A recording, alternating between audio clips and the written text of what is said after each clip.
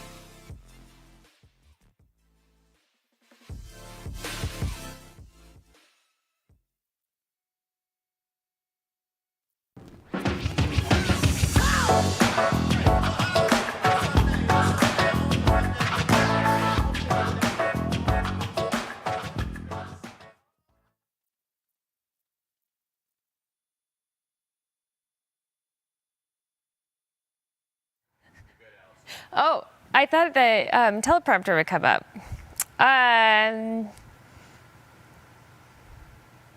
Can we start over?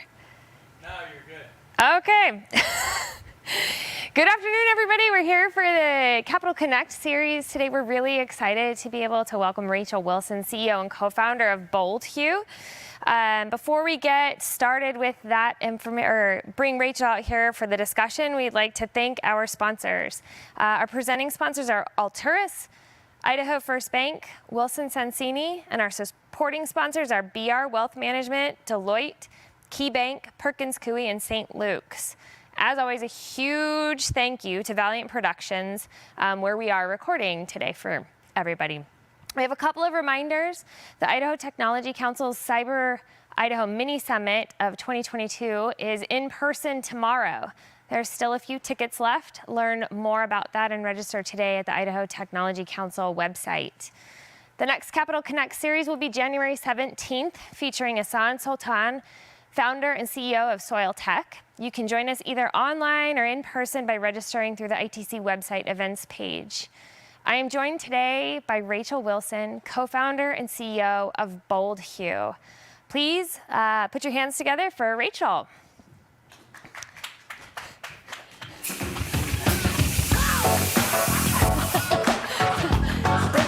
The fog, it's just like you.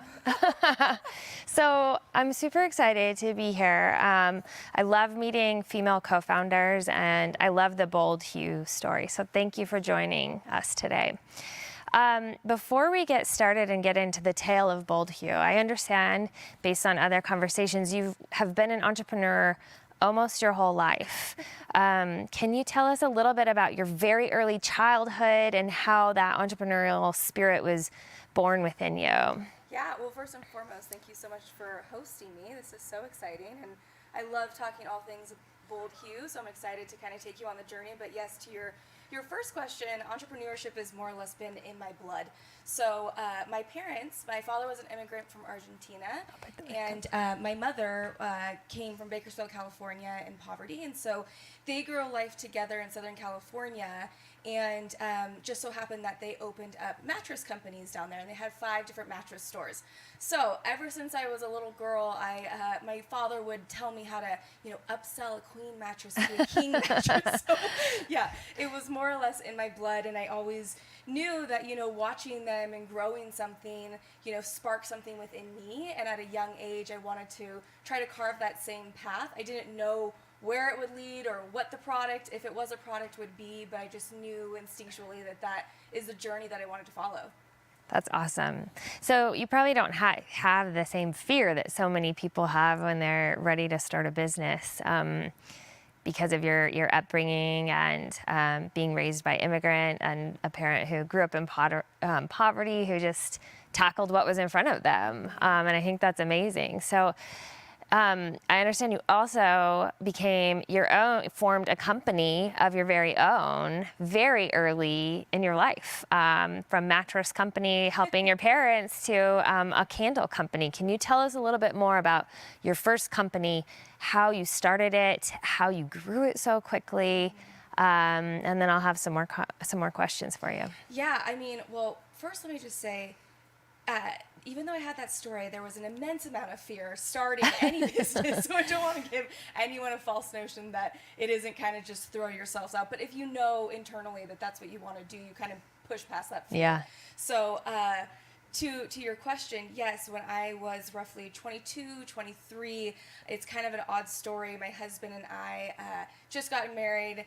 Obviously, being super young, we had to be very nimble and frugal in our approach to, home ownership or renting an apartment. So we would always DIY stuff together. And he has a long lineage of woodworkers. So I love interior design. He loved woodworking. And so we would tinker around with certain things on a day-to-day basis.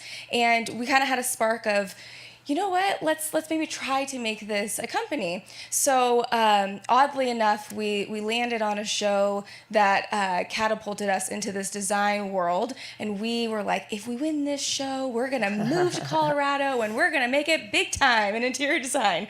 And we won this show, but we didn't make it big time in interior design.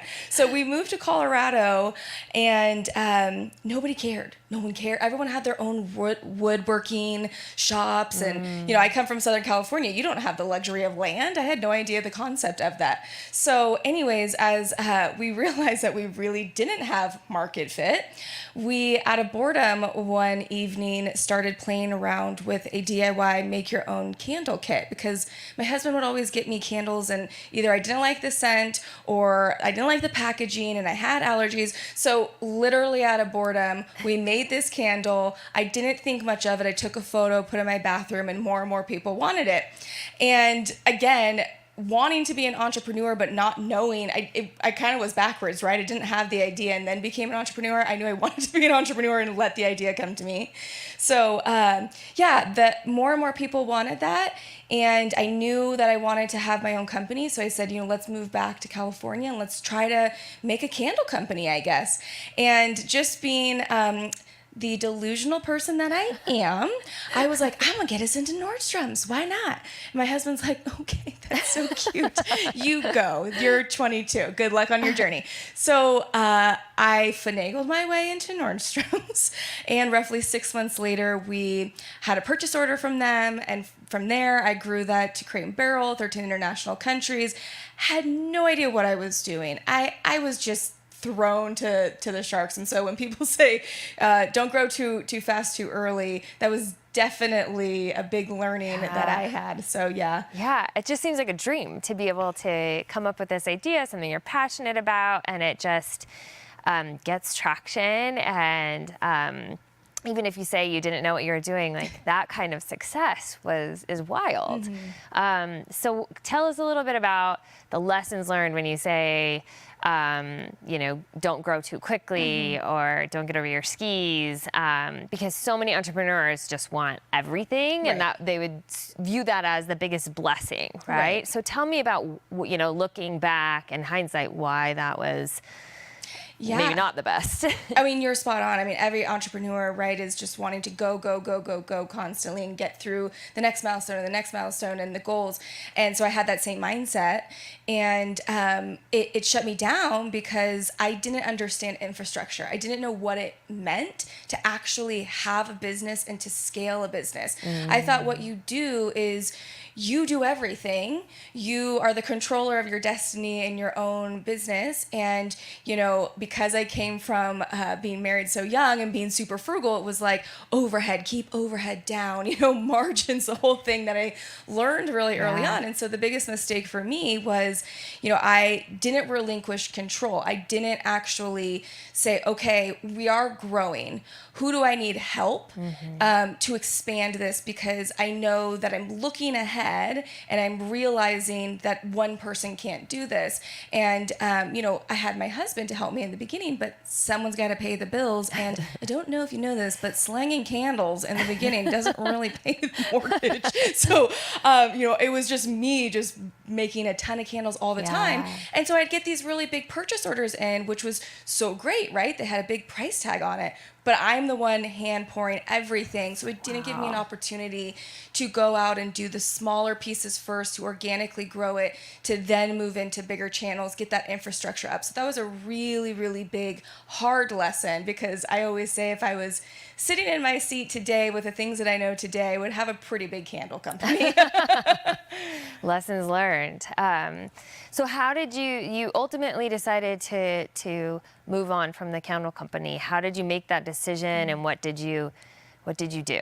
Another mistake. So the decision was made for me. I didn't know, don't put all your eggs in one basket, right? I had this top-selling candle. The fragrance was from a manufacturer, and my ingredients, my high-quality ingredients, was from one manufacturer. And they closed down. And so it closed me down. And so that was a huge lesson. I've taken that into Boldhue of like, you got to have plan A, execute, but have B and C ready on a dime, because anything can happen. And so when they closed down, I had no idea. I'm like, oh, what does this mean for me? So, and what it meant for me is that I didn't have a company anymore. Wow. Yeah. Wow.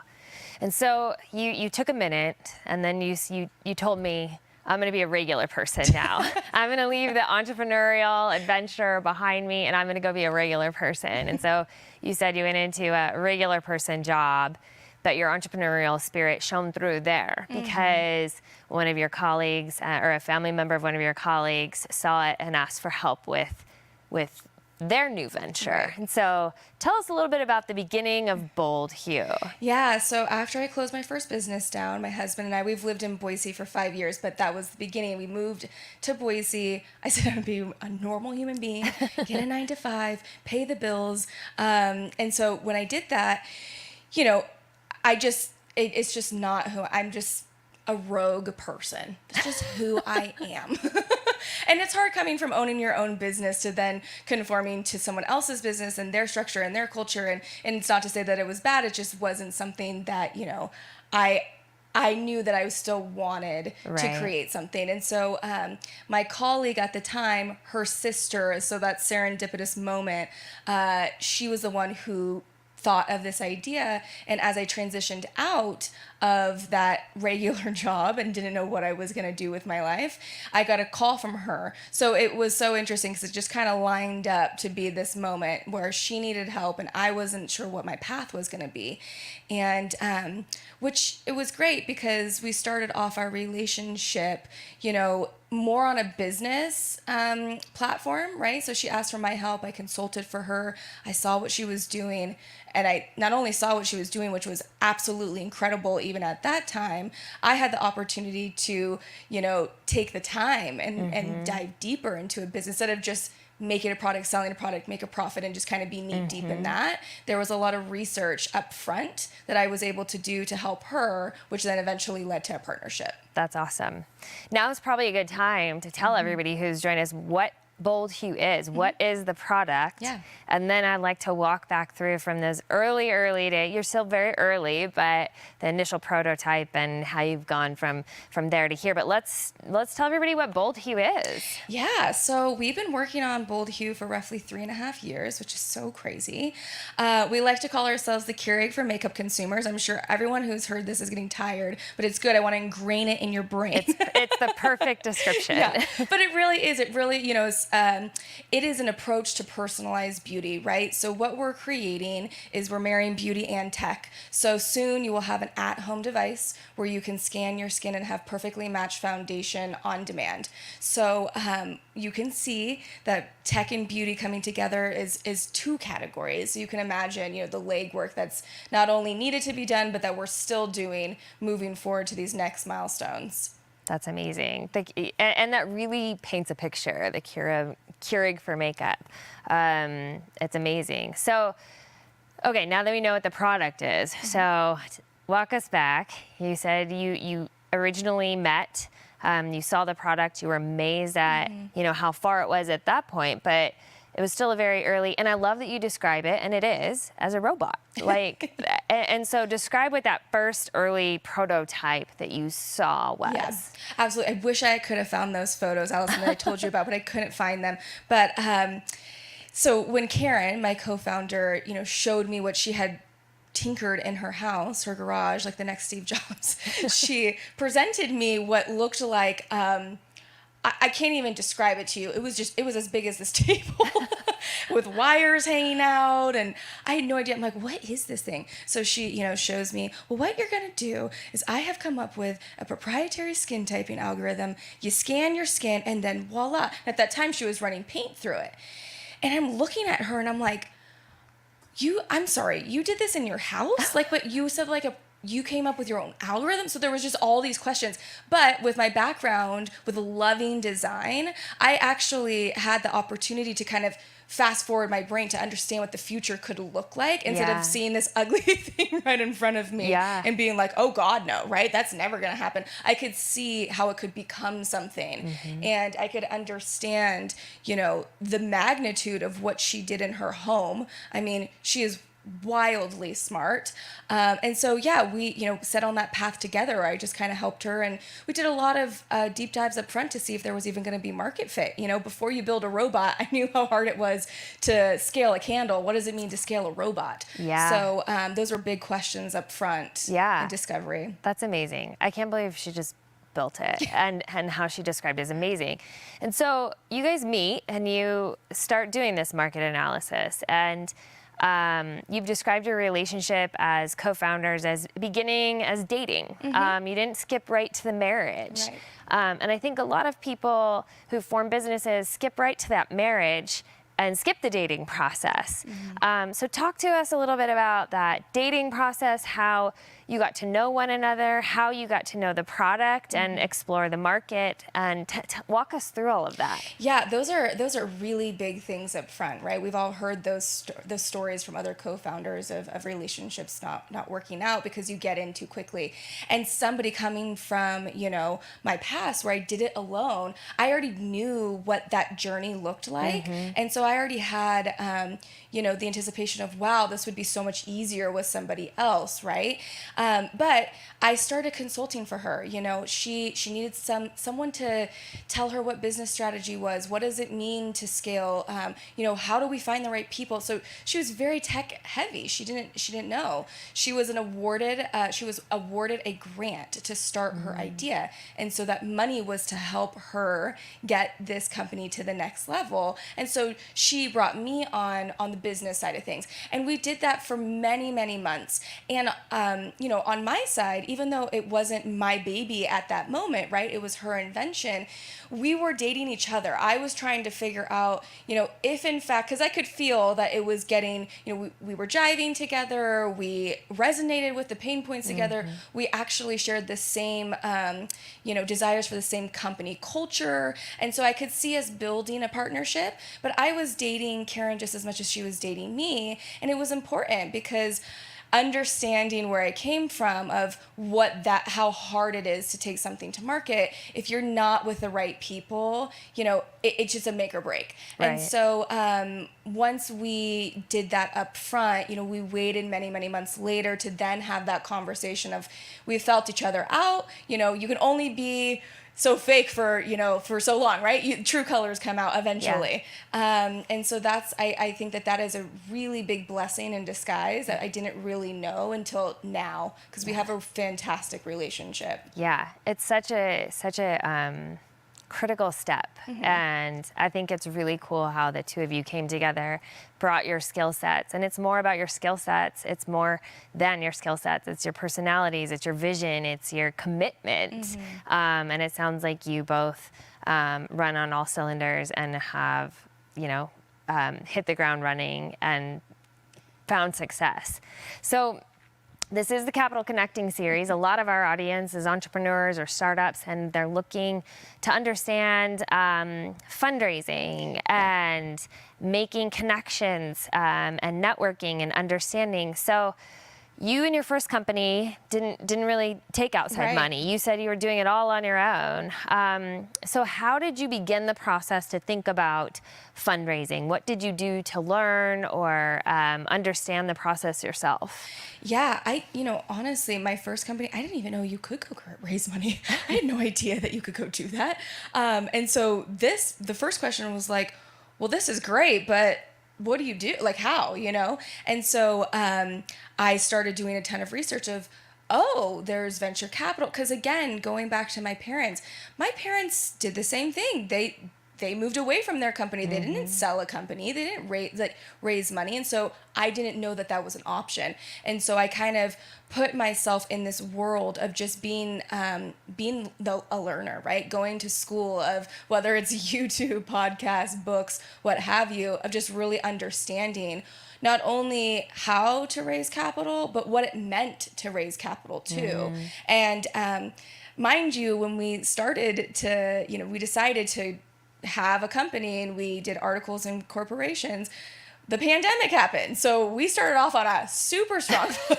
The world shut down. Very easy to make connections when everybody's in isolation. Exactly. But that time, the time that you would really never have, actually there's a blessing and a curse to every story, right? Like the blessing was I had the opportunity to sit and be still and to learn and to block out all the noise.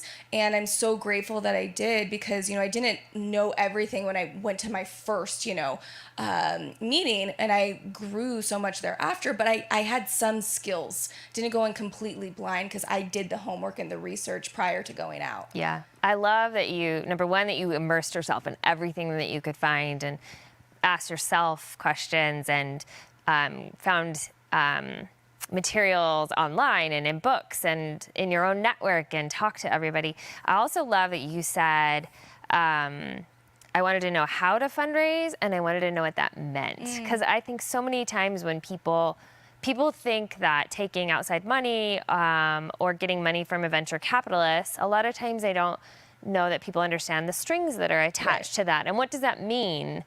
So what did it, we'll get back to the actual fundraising, but what did it mean when you actually took, people invested in you? How did that change the before and after? Aside from just you have more money in your bank account, how did that change the relationship? Absolutely. I mean, understanding that, Boldhue needs capital to get to market. There wasn't a question of, do we want to take outside capital? We knew we had to, right? So it wasn't a matter of asking that tough question. It was defining what that meant. The minute that money came in, whether it was that first check or, the seventh check, what did that mean? And so, I've always been prideful of not asking for help, right? My first company.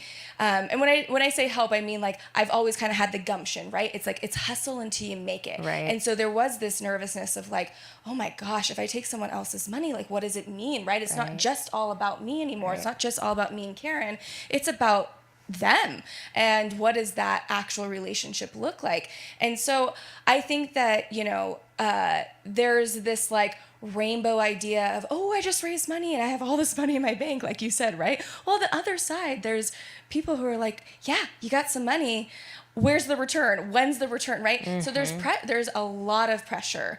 And I think the most important thing that not only I just am in general, but that I took into these meetings is being very authentic and having these conversations up front of not being an over salesman, right? Of saying, this is where we're at. This is why we need the capital. You know, these aren't promises that I can make you, but this is what I'm going to do, and I'm going to work my tail off. So authenticity and being truthful, and whether that's a hard conversation, but that honesty really builds that foundation, pun intended, but that foundation to the relationship. And that was really important for me too, and ongoing, right? But there's a very big seriousness behind taking a check, whether it's $5, whether it's $500,000. Yeah, it changes things. Yes.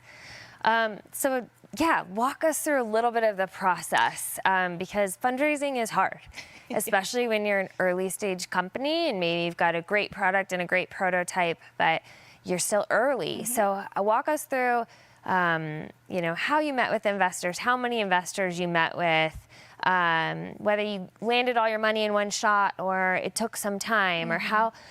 Give us the details. Yeah. I wish that was my story, the last thing that you said. No, that was not my journey. It was a very hard journey. So, you know, again, learning, right? I didn't know how to raise capital. So in the beginning, I approached raising capital like I did everything else, which was sales. And to be honest, I learned lessons through that actually that was a depletion of energy. I needed to actually be speaking to the right groups, speaking to the right people who not only maybe knew the industry, resonated with the industry, had a vertical, understood the market strategy, and could see the possibilities. So I had to really rework my strategy, because in the beginning, I was just not talking to the right individuals, and that we don't have time for. I have stories for days. Yeah, tip one, talk to the right individuals. Make sure you're talking to the people who can write the check. Well, because it's a full-time job, right? Yeah. And you need to come in with the highest confidence, and you need to be constantly passionate about what you're doing. You're not always going to get a yes, right? We know that as entrepreneurs, if you can't take a no, then you shouldn't be an entrepreneur. Right. But you need to get the right no's. And that was what was kind of cluttering my mind, right? I wasn't getting the right no's. I was getting a lot of advice and a lot of expertise coming in, but that wasn't actually something that was tailored to me. And so as I went through all these meetings, there was kind of a moment where it was an aha moment of like, I need to take a step back, and I need to rethink my approach here. And so once I did that, I was able to start to get into the right rooms.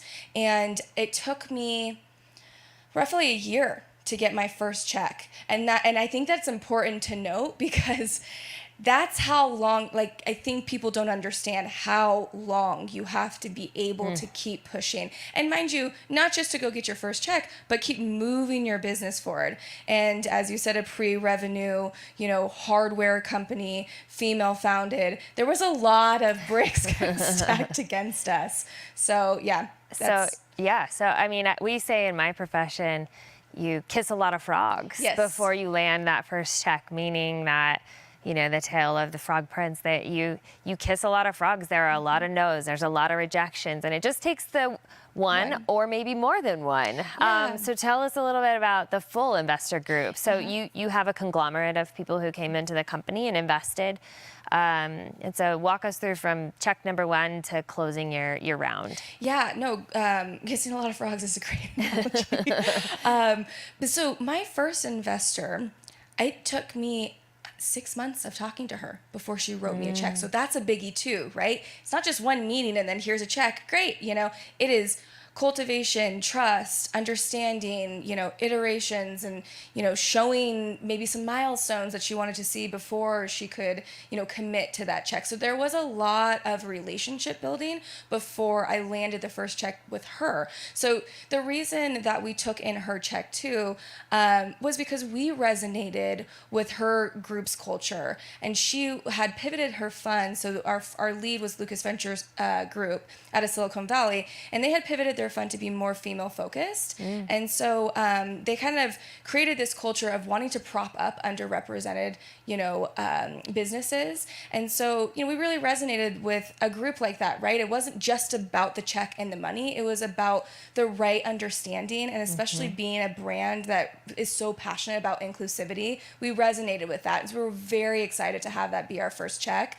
And then thereafter, I'd love to tell you a fairy tale story of, and then everything was beautiful. No, it was just as hard to get my second, third, fourth check in as it was my first. And, I'm so grateful to Boise and the ecosystem out here, because I really, this became my home, and I didn't have a strong network. And so I took my time to say, I would just love to bring women in technology out into Boise. And I know that there's a few people doing that, but it doesn't seem like it's loud enough. So I wonder if there's an opportunity out here. And so I gave myself a certain amount of time to try to see if I could raise capital out here. And I'm so grateful that, we have roughly 4 investors from Boise that not only have shown up, but have followed through, right? They've helped us on this journey too. It wasn't just a check and buy. There's some that like to stay silent and they're angels, and that's great. And then we have some groups that are a little bit more heavily involved. That's awesome.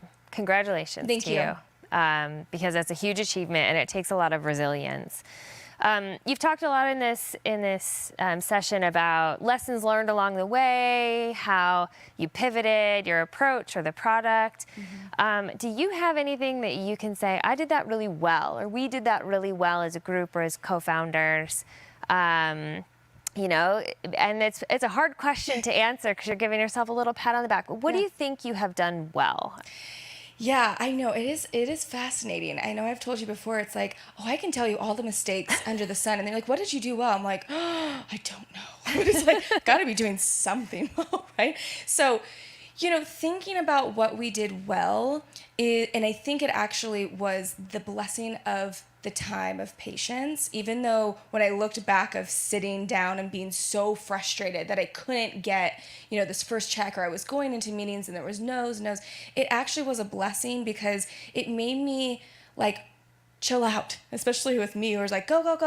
Like, relax, be methodical, think about your approach. Is it the right time? So I think we did that really well. I think when I pivoted, because when I never stopped raising capital, but I kind of took that moment of I need to rethink this. I gave myself time to rethink and reposition myself. So I think we did that well, and we both had an understanding, right? Because my co-founder, right, is like, where's the money?